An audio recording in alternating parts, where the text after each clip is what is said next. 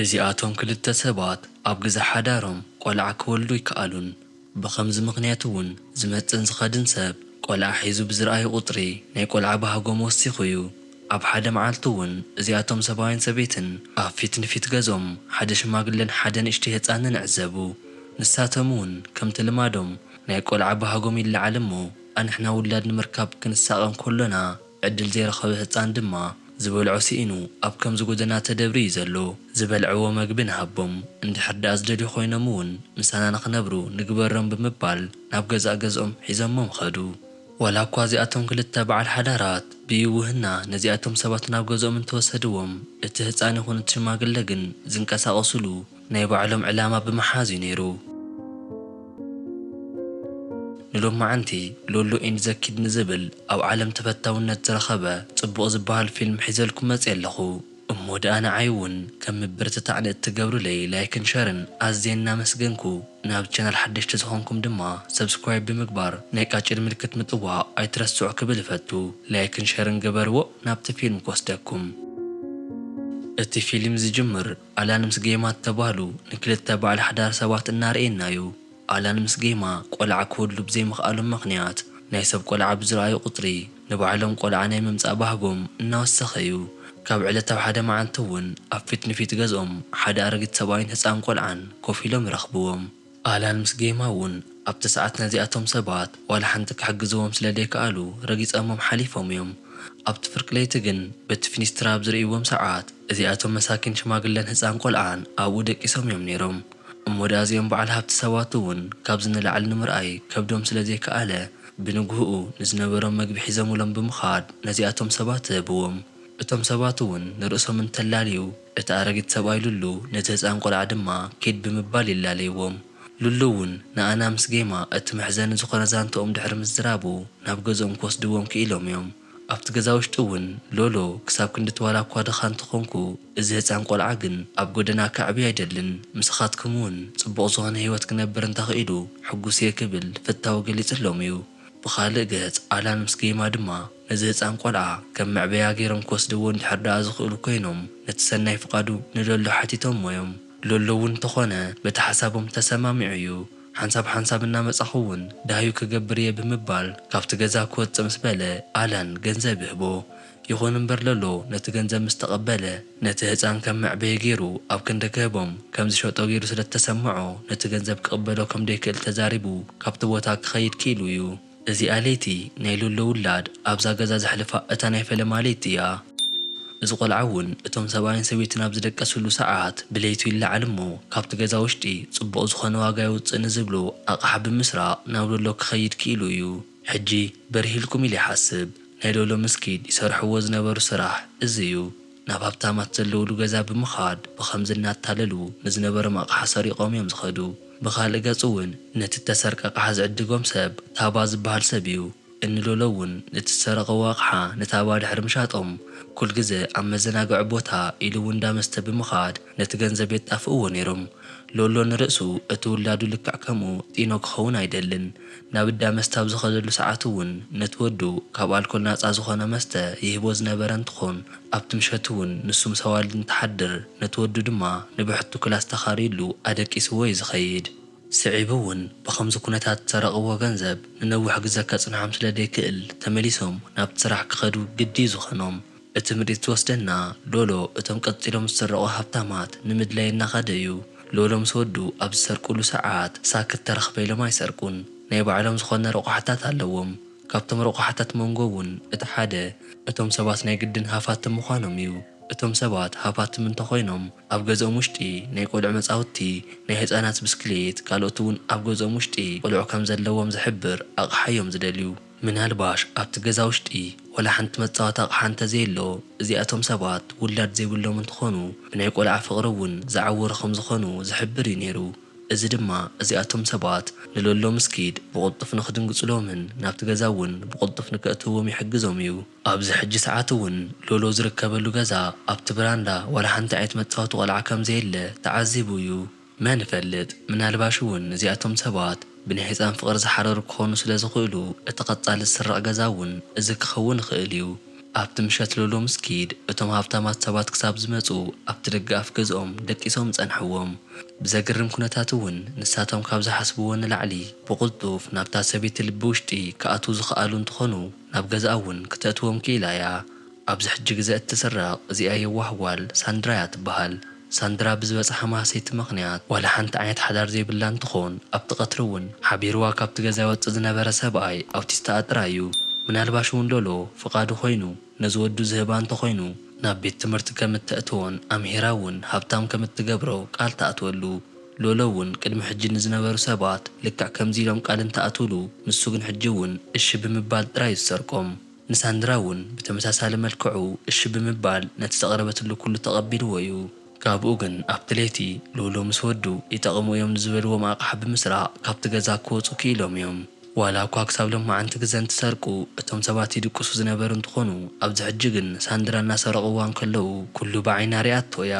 እዚኣ የዋህ ጓል እውን ኣዝያ ጥዒቲ ካብ ምዃና ተላዕለ ናይ ገዛእ ርእሳ ኣቕሓ እንትሰረቐ እውን ናብ ፖሊስ ኣይደወለትን። ብኻልእ ገጽ እንሎሎ ዋላ እኳ እዚኣ ጓል ተሓዘነትሎም ንዓኣቶም ግን ከም ቁም ነገር ዝሓስብዎ ኣይነበረን። ነቲ ገንዘብ ምስ ረኸቡ እውን ልክዕ ከምቲ ልማዶም ናብ እንዳ መስተን ቀፂሉ እውን ናብ ኣዋልድ ብምኻድ እቲ ሰዶም ከም ዘሎ ኩሉ ከጥፍእዎ ቐጸሉ። ብኻልእ ገጽ ኪድ ሕጂ እውን እንተኾነ ሳንድራ እተዛረበቶ ነገር ኣብ ሓንጎሉ እናሓሰቦ እዩ ዘሎ። ክመሃር ክገብሮ እየ ስዒቡ እውን ሃብታም ክኸውን እዩ ስለ ዝበለቶ ሕጂ እናሓሰበ ዘሎ ኩሎም ተምሃሩ ሰባት ሃብታማት ከም ዝኾኑን ካብኡ እውን ሎሎ ኣብ ገዛ ቁልዕነቱ ንምንታይ ከም ዘይተምሃረ ይሓቶ። ሎሎ ድማ ብተጻራሪ ኣምላኽ ናብዚ ስራሕ እዩ ሓሪኒ እዚ ስራሕ ንዓይ ውህብተይ ከም ዝኾነ ስለ ዝፈለጥኩ ኣብ ቁልዕነተይ ካብ ማሓዙተይ ተፈልየ ንብዙሕ መዓልቲ ናብ ቸርች ብምኻድ እናጸለይኩ ስለ ዝነበርኩ እዩ። ድማ ዝተምሃረ ሰብ ኩሉ ሃብታም ኣይከውንን በቃ ኣምላኽ ዘዳልወልካ ከምዚ ንኽትኮን እዩ ከምዚ ዓይነት ሕቶ ከይተልዕል ብምባል መሊሱሉ እዩ። ድሕሪ ተወሰነ መዓልቲ ንድሓር ሎሎ ምስ ወዱ ነቲ ዝሓዝዎ ገንዘብ ስለ ዝወድእዎ ተመሊሱ ዝስረቕ ካልእ ገዛ ክደልዩ ጀሚሮም እዮም። ሎሎ እውን ንወዱ ክምለስ ኣብዚ ኣጽንሓኒ ብምባል ገዛ ክእልሽ ይኸይድ። ይኹን እምበር ሎሎ እንትምለስ እዚ ቆልዓ ኣብቲ ዝገደፎ ኣይረኸቦን። ኣብቲ ፈለማ እውን ሎሎ ነቲ ቆልዓ ምስኣኖ ሰንቢዱ እዩ ነይሩ። ኮይኑ እውን ግን ኪድ ካብቲ ቦታ ናብ ዝኸደ የለን። ኣብኡ ኮፍ ኢሉ ኣብቲ ከባቢ ንዝነበረ መውዕሊ ህፃናት እናርአየ ናብ ውሽጢ ብምእታው እንታይ ክስምዖ ከም ደኽእል ኣብ ገጹ ንሎሎ ርእይዎ እዩ። ኣብዚ ሕጂ ትምሪት ዝወስደና ሎሎ ምስ ኪድ ናብ ሓደ ዓይነት ፆታት ተመርዐዉ ሰባት ከይዶም እዮም ዘለዉ። እዚኣቶም ብኣምላኽ ተረግሙ በዓል ሓዳር እውን ቆልዓ ክወሉ ስለ ደይክእሉ ነቲ ቆልዓ ንከዕብይዎ ንምውሳድ እዮም ደልዮም። ሎሎ እውን ነቲ ሓሳቦም ንክቕበሎም ኢሎም ዝተወሰነ ገንዘብ ሂቦም እዮም። ይኹን እምበር ንሎሎ ገንዘብ ተረኺቡ ኢሎም ካብ ስራሖም ስለ ዘይዕንቀፉ ኣብቲ ለይቲ ንዝነበሮም ኣቕሓ ኩሉ ሒዞም ክወፁ ክኢሎም እዮም። ኣብ ተመሳሳሊ መልክዑ እዚኣቶም ተረግሞ ወዳት እውን ከም እተሰርቁ ሪኦሞ እዮም። እሞ ኣብቲ ጽርግያ ንሎሎ ምስ ወዱ ኣብ ዘጓይዎ ሰዓት እውን ኣብ ልዕሊ እቲ ህፃን ሓደጋ በፂሑ እዩ። እቲ ምርኢት ዝወስደና እዚ ህፃን ናብ ሆስፒታል ኣትዩ ዝርከብ። ብኣምላኽ ተረግሙ እዚኣቶም በዓል ሓዳር እውን ኣብ ልዕሊ ሎሎ ዓውዓው እናበሉ ንኹሉ ነገር ድማ ሓላፍነት ከም ዝወስድ ይዛረብዎ። ሎሎ እውን ፖሊስ ኣፀዊዖም ከም ዘእስርዎ ብምዝራብ ብሕዙን ፍርሒ ካብቲ ቦታ ንክርሕቕ ገይሮም እዮም። ሎሎ እውን ኣብ ክንዲ ማእሰርቲ ነዚ ህፃን ንምግዳፍ ዝወሰነ እንትኾን ነቲ ሆስፒታል እውን ገዲፍዎ እናኸደ እዩ ነይሩ።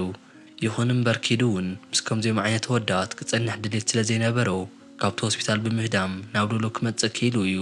ኣብ ሆቴል ውሽጢ እውን ቤርጎ ድሕሪ መሓዞም ሎሎ ኣብቲ ጽባሕ ዕለት ናብ ገምገም ባሕሪ ከም ዝወስዶን ከም ዘዘናግዖን ቃል ኣትወሉ። ኣብቲ ጽባሕ ንግሆ ሎሎ በቲ ቃል ዝኣተወ መሰረት ንኪድ ሒዙ ናብቲ ገምገም ባሕሪ ከይዱ እዩ። ኣብቲ ገምገም ባሕሪ እውን እታ ፀሓይ እናኣተወት እናተዓዘቡ ሎሎ እቲ መደነቕ ዛንቱ ይዕልሎ። ሎሎ ካብ ግዜ ቁልዕነቱ ሒዙ ተዋሳኢ ምዃኑ እዩ ዝደሊ ነይሩ። ይኹን እምበር ከምዚ ንኽገብር እቲ ዕድል ስለ ዘይረኸበ ባዕሉ ስክሪፕት ፅሕፈሉ ባዕሉ ድማ ዳይሬክት ዝገብረሉ ናይ ባዕሉ ዝኾነ ናይ ህይወት ተዋስኦ ይጅምር። እሞ ደኣ ንስኻ እውን ናይ ዝተዋስኦ ሓደ ኣካል ኢኻ።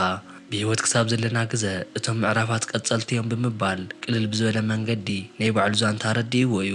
ጽልምትምት ምስ በለ ድማ ኪድ ናይ ምንባብ ምንም ዓይነት ክእለት ስለ ዘይነበሮ ሎሎ ነበረ መጽሓፍ እናነበበሉ ንኽድቅስ ገይርዎ እዩ። ዋላ እኳ ሎሎ ንኪድ እምርኡ ከይርብሽ ኢሉ ነቲ ነበሮ ዛንታ ብቐሊል መንገዲ ተዛረቦ እንትኾን ኮይኑ ግን ናይ ብሓቂ ክውን ታሪኹ እዩ ነይሩ።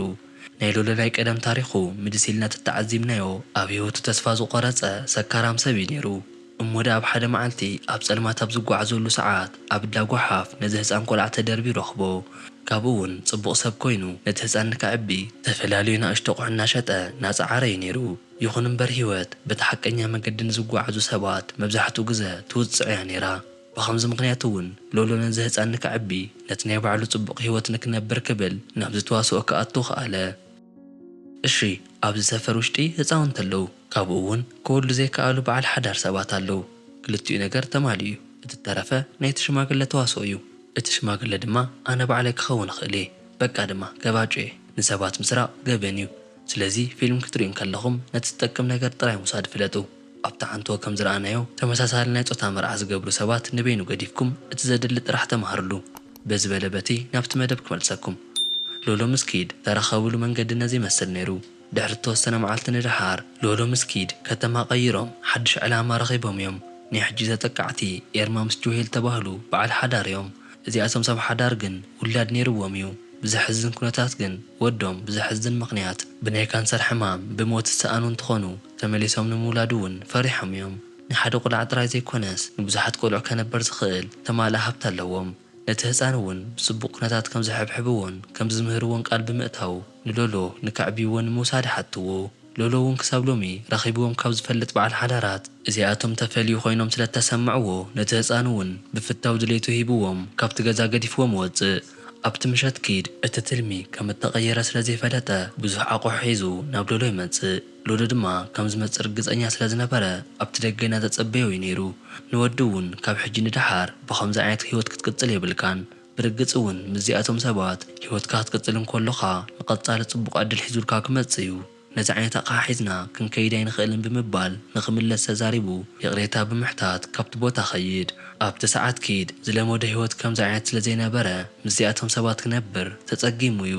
ኣርማን ምስ ጆኤል እውን ኣብ ዝደቀሱሉ ሓደ መዓልቲ ሞሊቑ ጎይ ብምውፃእ ሎሎ ክርከብ ይኽእል እዩ ናብ ዝበሎ ቦታ ኩሉ ከይዱ እዩ። ይኹን እምበር ወላ ዝህፃን ተኣለሾ ሎሎ ግን ክርከብ ኣይከኣለን። ብኸምዚ ምኽንያት እውን ናብቶም መዕበይቱ ክምለስ ክኢሉ እዩ። ድሕሪ ዓመታት ድማ እዚ ህፃን ኣብዚ ሕጂ ዓብይ ሰብ ኮይኑ እዩ።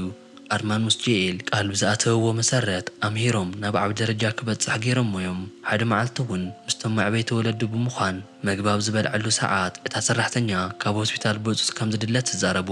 እዚ ቆልዓ እውን ብቕልጡፍ ናብቲ ሆስፒታል ከይዱ እዩ። ብዘገርም ኩነታት ድማ ናብቲ ሆስፒታል ዘፀውዖ ሎሎ እዩ ነይሩ። እሞዳ እዚኣቶም ዝፋተው ሰባት እውን ድሕሪ ነዊሕ ዓመታት ሕጂ ተመሊሶም እንትራኸቡ ንተዘክሮ ኢሎም ናብ ታባ ብምኻድ ነቲ ዝነበሮም ካሜራ ሸጥዎ። ሎሎ ነቲ ናይ ንእስነት ግዝኡ ብዙሕ ናይ መዘክር ፎቶ ይልዕለሉ ዝነበረ በዚ ካሜራ እዩ ነይሩ። ኣቑሕቶም ድሕሪ ምሻጦም እውን ልክዕ ከምቲ ናይ ቀደም ናብ ዝኸድዎ ዝነበሩ ተመሳሰልቲ ቦታታት ከይዶም እዮም።